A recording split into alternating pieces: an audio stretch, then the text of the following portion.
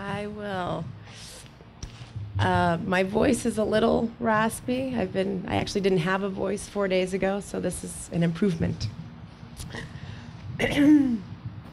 So, thank you so much, everyone, for coming to such a powerful event of family and friends and community.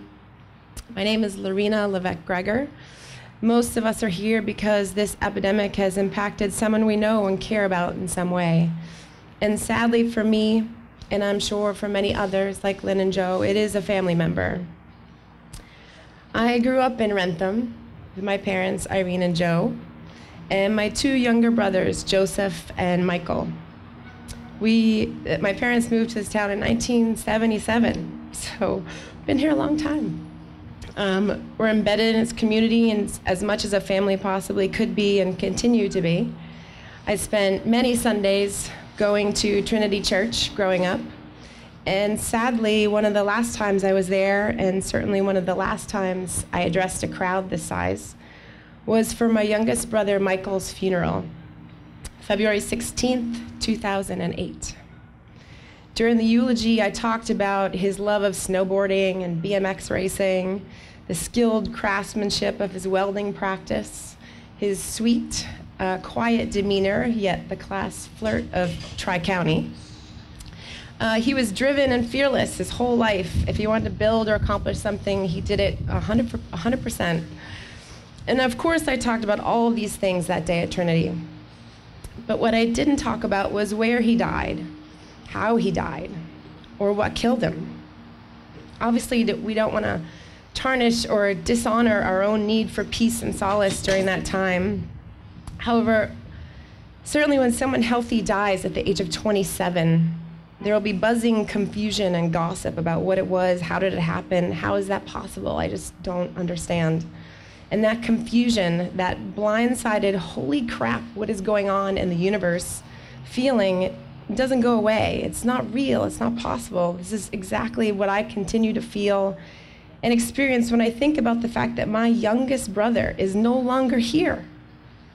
He was a proud uncle of Hannah, who's now 12. However, he never got to meet my two children, Henry and Clara, and my brother Joe's youngest, Cody. Even today, after all that time that's passed, that feels so wrong and so impossible to me.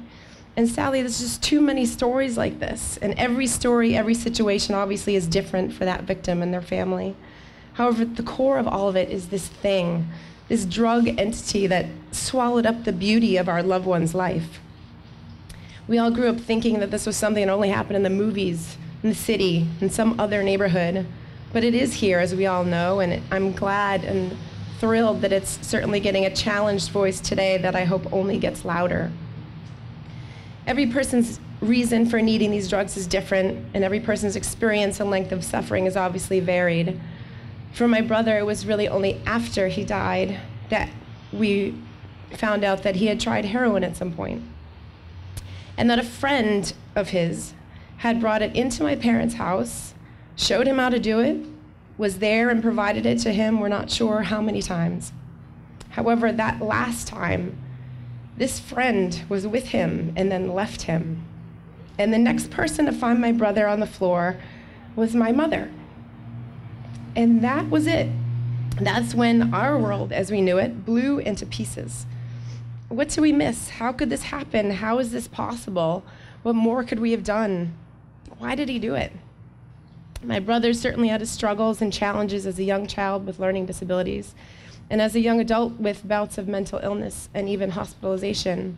However, opioids, they were not in our sights or honestly even in our vocabulary until we found out what killed him. So much so that I think my parents actually had to Google the word. I suppose 9 years ago, if a 27-year-old son of Rentham died, it would be assumed to be some sort of tragic car accident or even suicide. However, today, with the number 2069 emblazoned on our minds and on signs in our yards, we all know and understand a very different reality. And by the way, that number was 622 the year my brother died. 73 of those people from Norfolk County alone.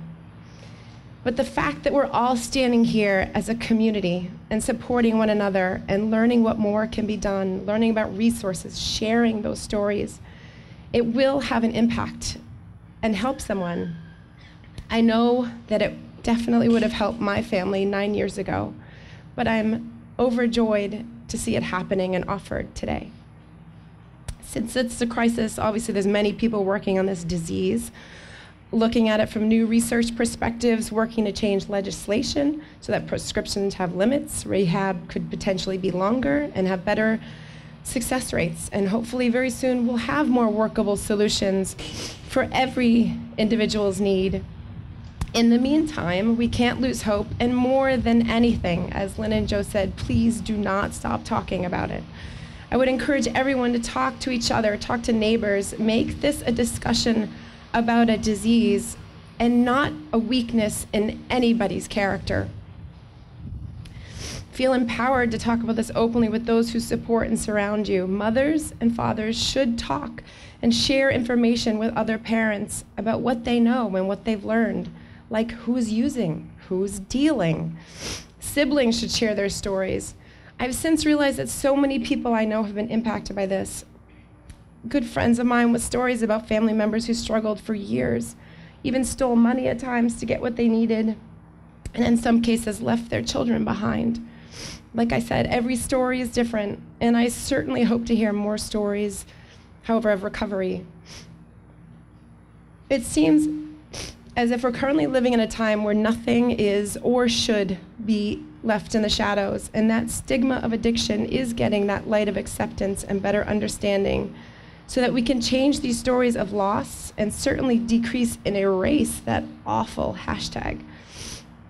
I'm thankful for the opportunity to talk to you all, and I understand that my story from a sibling perspective may be very different from others. However, that love, that concern, that struggle, and frustration, and very untimely loss of my brother is quite sadly exactly the same. Thank you.